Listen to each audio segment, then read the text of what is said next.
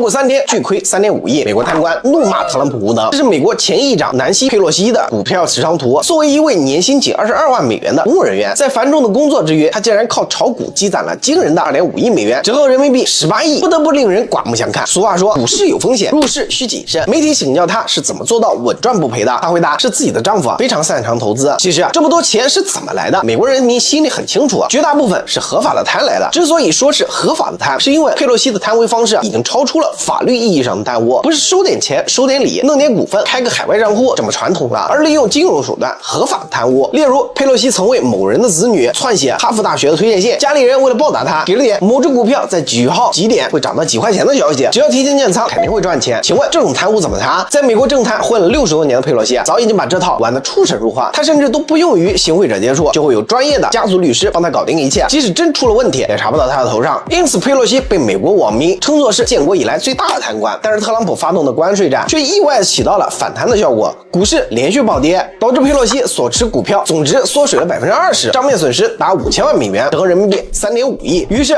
有川粉幸災樂禍的表示，特朗普是故意引發股市崩盤，以懲罰這群貪官。這只能說川粉是真忠誠，特朗普做的任何事在他們眼裡都會變成正在下的一盤大棋。言歸正傳，損失慘重的佩洛西立刻抓住機會發了條推文，大罵特朗普的無能。他寫道，特朗普正在引發一場災難，辛勤工作的美國家庭將蒙受巨大的損失，關稅推高的物價將導致退休金被耗盡，國家也將陷入衰退之中。看到沒有，什麼叫做頂級政客？明明是自己炒股被坑了5000萬，還要裝作大義凛然的樣子，代表全體美國人民發聲。這種公私不分的做法，正是佩洛西能合法貪污2.5億還屹立不倒的原因所在。但是沒有想到的是，有位聰明的美國網友在評論區留言：等一等，您不是全世界最會炒股的人嗎？怎麼會沒有想到關稅會引發股市暴跌？這句話戳穿了佩洛西說的他的錢都是炒股賺來的謊言。換而言之，他只有在有內幕消息時才會進行股票交易。但這也不足以解釋作為美國政壇曾經的3號人物、手眼通天的佩洛西為何沒有提前拋售股票。畢竟瞎子也能看得出来，特朗普的關稅政策必將衝擊股市，如此明確的信號，佩洛西為何就是抱着股票不拋呢？合理的解釋只有一種，有人給了他假信息。假消息可能是特朗普的關稅不會真正的實施，他只是拿着關稅嚇唬人，爭取談判的籌碼。關稅會在最後期限前取消，到時候股市一定會大漲，你就等着賺錢吧。佩洛西信以為真，就安心的抱着股票没动。畢竟像他這樣位高權重的人，除非不想混了，否則沒人敢給他假消息。誰料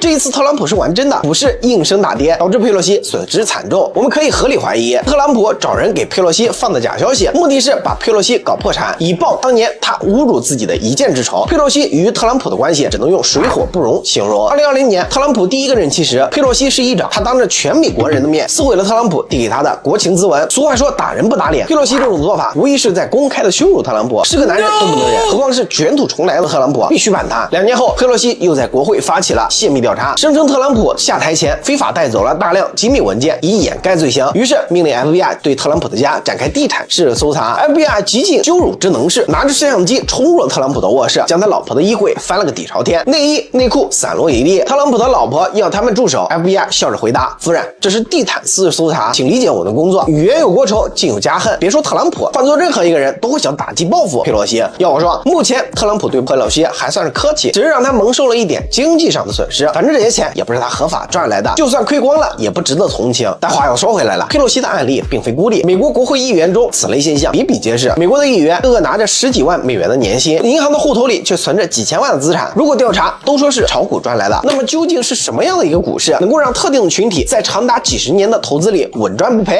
而老百姓一碰就賠，以至於美國老百姓調侃議會全是国會山股神，比巴菲特還厲害。唯一的解決辦法或許是起草禁止議員炒股的法案，一旦成為議员，全家禁止进入股市。看似簡单的做法，卻又万分難以實現，因為美國所有的法律全部都是这群議員制定的，誰會斷了自己的財路呢？畢竟一年10幾萬的薪水，連一輛豪車都買不起。你是想讓世界第一強國的議員都做 Uber 上班嗎？